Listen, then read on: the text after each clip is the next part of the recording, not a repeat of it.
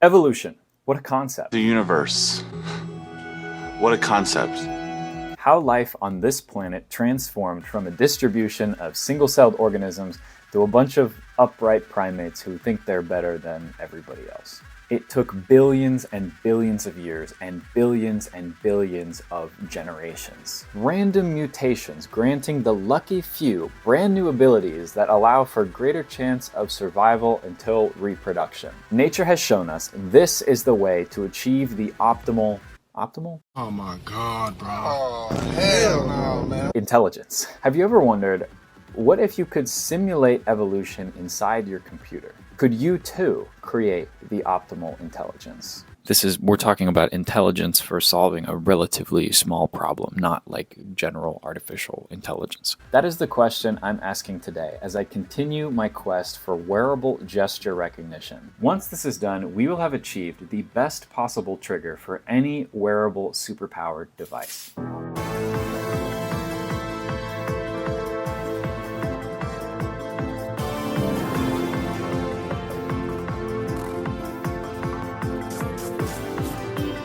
So make sure you check out the last video before watching this one so you're not completely lost. In that video, I talked a little bit about my plans. That's changed somewhat. First, I'll call attention to a paper that was just published in Nature magazine. It's called A Generic, Non-Invasive Neuromotor Interface for Human-Computer Interaction. This paper is from Meta's Reality Labs, and it contains a lot of really interesting work.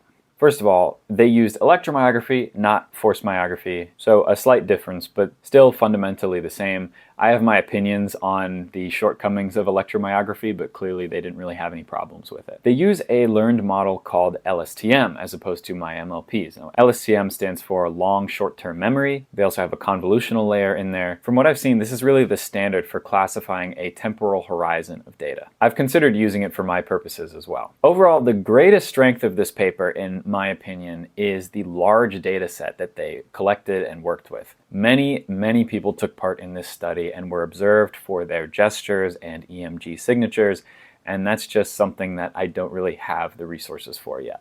I just wanted to call attention to this paper for anybody who's interested in reading it, also in the spirit of not ignoring established science to the best of my ability. I think it's always good to be aware of concurrent work, even if it's from a laboratory that has infinitely more resources than me. In the last video, I discussed the many directions my project could go in. I talked about possibly doing a multi-class classification problem with different gestures like the aforementioned paper did, but I've decided to stick to binary classification. If I can achieve binary classification super well, then I've got something practical for my company's purposes. Anything beyond that would just be an academic exercise in the interest of any possible future capabilities. I also talked about trying several models ranging from LSTM to a very simple principal component analysis model, but I think I'm going to stick with the MLP. Again, if I can do MLP super well, then I can have a somewhat intelligent model with not a lot of computational expense. So I've spent a long time building up my code base for efficient and general implementation of MLPs. But I'm writing the code to be as general and configurable as possible. As soon as I get a non-binary data set, I can just plug it on in there. There's still a lot of choices I have to make here. For instance, how many layers does this MLP have? How wide is each layer? And what kind of activation function occurs in between each layer? What kind of loss am I using to optimize the weights? What kind of data augmentation is done to the dataset before it's presented for training? What kind of normalization process occurs so that the data is in a predictable range? These are all questions of hyperparameters. My success here all depends on picking the correct answers to these questions. Hey guys, so I'm at a hotel in Las Vegas, Nevada. It's my first time here. I'm not gambling my life away, I promise. I'm actually here because my girlfriend is at a conference. I'm just kind of here as her personal assistant slash bodyguard. She's getting to see a lot of cool cutting edge science, and I'm kind of feeling left out. I decided that I would just try to find some scientific papers to read because I've been kind of hungering for that sort of thing since I left my PhD. I found a couple things that I think are worth reading, especially given the work that we've been doing on force myography and learning a model for force myography. Just for fun, I was reading up on the history of neural networks, and it's interesting, I never knew this, but it goes back to 1800. That's pretty funny. I came across this topic called hyperparameter optimization. Architecture design in machine learning is difficult. At least when I was doing it in graduate school, it's just kind of like you pick something and then you just do your research on that. However, hyperparameter optimization, which is a key part of this topic called automatic machine learning or AutoML, basically encompasses a bunch of different methods that can be used for finding a good set of hyperparameters. I downloaded a couple of resources, a couple of papers on automatic machine learning and hyperparameter optimization. And I've been taking just a bunch of notes on the mathematical foundations behind a hyperparameter optimization. And there's this great paper from 2021 that basically reviews all of these methods and starts from the mathematical foundation. Let's talk about the methods of hyperparameter optimization. Grid search is pretty simple. You select a set of possible hyperparameters and test all possible combinations. This is easy when you have 2 or maybe even 3 hyperparameters to choose. But the number of networks you have to test grows with the power of the number of hyperparameters. This gets infeasible pretty quickly, as you might imagine. Now, what this gives you is a perfectly uniform distribution of points to test in what's called the search space. I could just do a random search, but that would still be pretty expensive. Random search is also simple. You just select a random set of hyperparameter combinations. Here you get to define the number of networks you are comfortable testing. This has actually been shown to be somewhat better than grid search, and it doesn't really use the advantage of an iterative process of deciding what the next set of hyperparameters should be. The methods that seem to take advantage of that are Bayesian optimization, which is a tried and true probabilistic method for optimization. I'm not the best at understanding it. Anyone I worked with in grad school will tell you that I kind of suffer in the statistics department, but I want to get better. In continuous numerical spaces. But not all search spaces fit this criteria, especially for HPO. Here's the search space I'm going to be testing in this video. These variables are either discrete or categorical. For my purposes, they're basically all categorical. I want it to choose from some subset of these parameters for each MLP to be trained and tested. Those types of variables just don't really work with Bayesian optimization. One of the cool ones that I see here is called evolution strategies. This encompasses a set of algorithms, also called genetic algorithms, inspired by Darwinian evolution or natural selection or survival of the fittest, or however you want to put it. In these methods, an individual, which is a configured MLP model, is defined by a genome, a set of hyperparameters that is used to configure it, and evaluated on their fitness, which is some performance measure of the model. Every generation, a set of individuals forms the population. The fittest individuals get to reproduce, and the offspring then obtain some random mutation. They become the next generation, and the process repeats as long as you want. So cool! After some more consideration and research on hyperparameter methods, I have decided on evolution strategies. So I've already conducted a small scale evolution strategy study, and it does seem like the fitness of each individual increases with each generation. Now, this is a very small scale test, but I'm going to explain what kind of interesting results I got here. So we can see here in generation 0, we get a small set of individuals who have relatively low fitnesses. I accidentally configured that in generations 1, 2, and 3 that there would only be 2 individuals selected. The following generations, they're back to being 4 individuals. Really interesting thing to start, you can see how certain traits just straight up die out. For instance, originally we have neural networks that are being trained with the hinge loss, and that trait just straight up dies out and does not reappear whatsoever. And generation 9, all the individuals are very similar, and that's even the case starting at like generation 5. This is, I guess you could say, a result of inbreeding and the result of a really small population size. Sweet home Alabama, I guess, you know. We can see even with this relatively small population size, fitness does increase as the generations go on. but originally we have really high variance in the fitness. Now, in addition to that small test, I am running a very large scale test at the moment, and I've parallelized a lot of it. I've got the fitness of 7 out of 32 individuals in this first generation of this new evolution study evaluated. Now, the fitness of these individuals is actually the average of 3 different trainings. I'm evaluating these trainings on a different function than the loss function that was used for training. So to make sure that we're evaluating these individuals fairly, we actually separate the data set into a train set, a validation set, and a test set. Now, the train set is what is used to optimize the parameters of the neural network. This is the thing that makes the loss function go down. Now, the loss function is also given to the validation set, but the validation loss is used to select the best performing iteration. So we select the network that has the minimum validation loss. The validation loss is also used to stop the training early if we see the validation loss going up.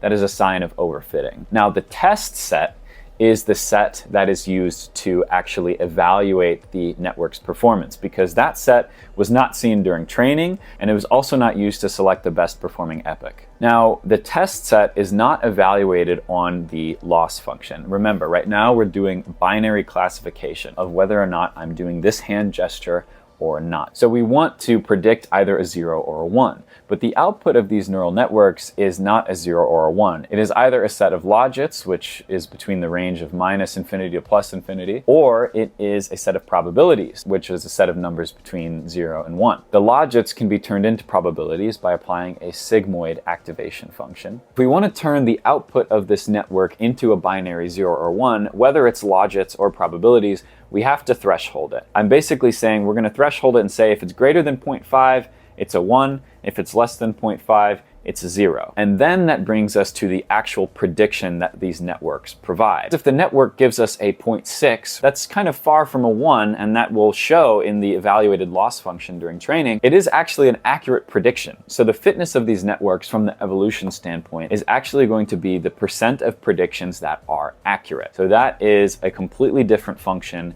than either the binary cross entropy loss or the hinge loss. So while my computer is busy simulating the process of Darwinian evolution, I can go ahead and talk about this video's sponsor, PCBWay. Now, right when I got back from Vegas, I found this sitting at my door. It is my custom hole mount PCB that I designed for FMG collection. And it's my first time trying this red solder mask here. So here we have the current FMG bracelet hardware. Whew, look at that. That does not look great. At a moment's notice, anything could break. But we have this new PCB from PCBWay. First, I want to solder everything I need to this PCB. So I'm sorry you guys missed the soldering process, but if you want to see that, make sure you follow me on Instagram at the.amazing.labs. I occasionally do lives on there when I have to do some labor like soldering all of these components to this board, but now you can see that's all done. So what we have here is a nice removable SD card module, and I already tested. It works perfectly, which is very rare for me that the SD card module actually works. And the rest of the things on this board are things that you guys have seen from me before. We've got QT-Pi, and we've got the analog multiplexer here. Then we've got all of the external pins that can go to both the ground truth keypad and the FMG wristband sensor. And we've got 16 pull-up resistors that run underneath this QT-Pi that pull up each pin of the analog multiplexer, but they should only be pulled up if they are going to be connected to the ground truth keypad. So I have these switches on the back here. So I can basically customize which analog multiplexer pins will be used for the sensor. These are the ones that are off.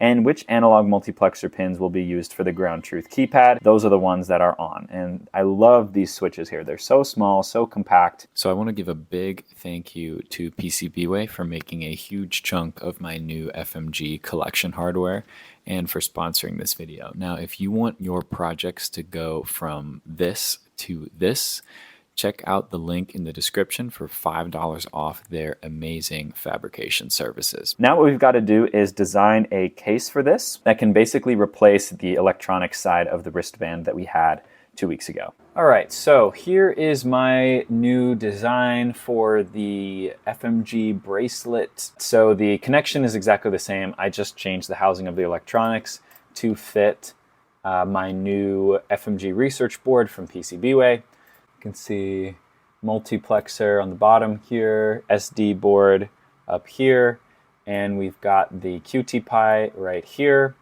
all packaged nicely. The only question is, will I have space for all the wires? But I'm pretty sure there'll be enough space in this sort of cavity here. Everything packaged pretty nicely. Should work, I think.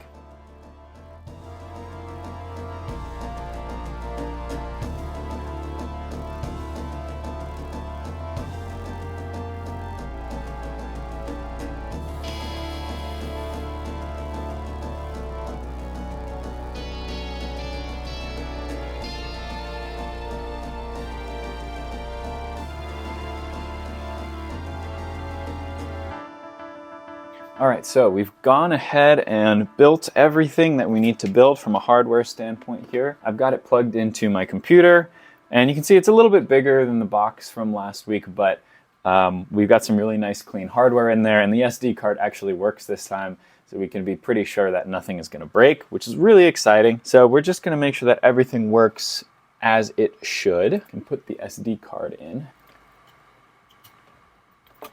Got the card. And we've got the blinking, so we can read the card, and we've got the same blinking as before. Now, all of the hardware was working perfectly, just as it had before, except the SD card was working, which means that I could go out into the wild and collect data during as many activities of daily living as I desired. And that's just what I did.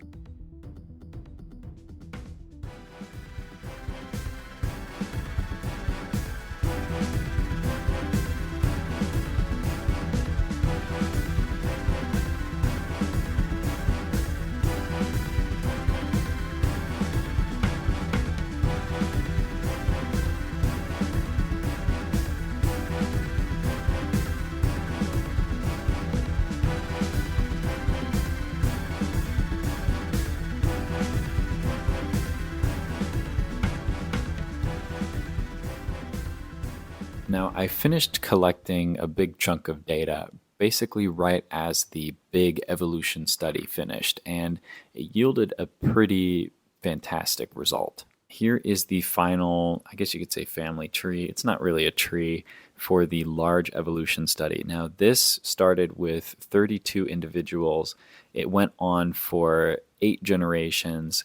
And after the 3rd generation, I decided to cull the population to 16. Now, I want to point out something interesting here that is actually the reverse of the smaller study, where, again, we have our 2 loss functions, either BCE or hinge loss. By the end, we end up with almost exclusively the hinge loss, which is actually the opposite of what happened in the smaller evolution study. Now, for the first time ever, the evolution study yielded a single individual whose accuracy got into the 90th percentile. The structure of this network is not something I ever would have intuited. It doesn't have a final activation function. That means the output of this MLP is not going into a sigmoid, it's just logits being fed into the thresholding for prediction. You can see that my hope for the 2-layer MLPs, the 2LPs, they are quite present in the 1st generation,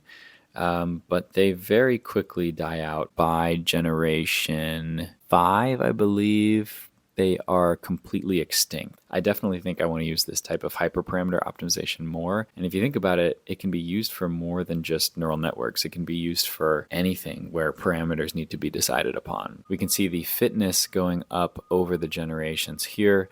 So from generation 0, we have a fitness of just over 65% on average. When we get to generation 7, the average fitness of the population is up to 85%. This is a pretty striking effect, and you can even see that, possibly the trend here is if we add more generations, we actually could even eke out even more performance. So with the hyperparameters that were selected from the evolution study, I retrained my MLP on the new dataset. Now, when I was originally watching the new training with the new dataset with the supposedly optimal hyperparameters from the evolution study, I was a little bit disappointed because it seemed like it was getting stuck at like 75% correctness. I was a little bit sad. But then as the epochs continued it seemed like the loss would just go down and down and down and down and down. And the validation loss and the test loss stuck with the training loss for quite a while. And eventually we reached about 85% correctness, which is not as good as the 93% that was predicted by the evolution study. But still, this is a whole new data set. Now, the only thing left to do is the real-time inference, right? I actually did something kind of cool this week. I, don't ask me how, have the MLP running on the QT Pi microcontroller in this bracelet. So I no longer have to have it hooked up to the computer. And you can see this light flashing. That is the cycle time the MLP is running at. So it's capable of pretty fast cycle times, even though, this is not a GPU. All operations have to be serial. Unfortunately, even though I have the MLP running on here with supposedly the correct weights and biases and normalizations and activation functions and everything, it doesn't seem to be working. Now, whether that's a coding issue or an issue with the entire architecture that I have for this project so far, I don't know, and I don't really have time to check right now. This video is coming out in 6 hours, but it's not doing a whole lot of gesture recognition. As you can see, I've got maybe a little bit. No, that's just flat out wrong.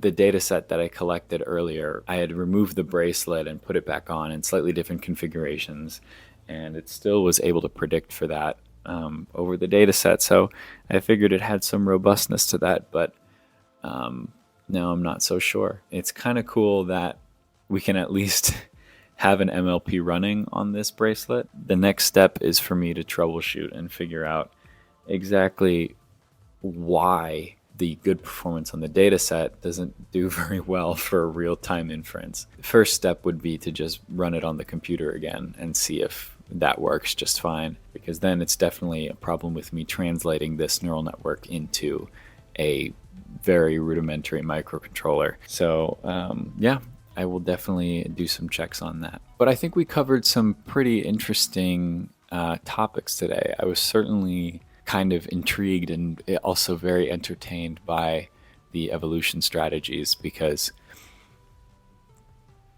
I didn't know that was a thing. And it's pretty cool to see evolution play out in real time and see the fitness graph go whoop. Pretty awesome. It just goes to show how amazing our natural world is and how much we have to learn from it. That being said, I've got to go to sleep. So stay safe, stay amazing, and I'll see you guys in the next one.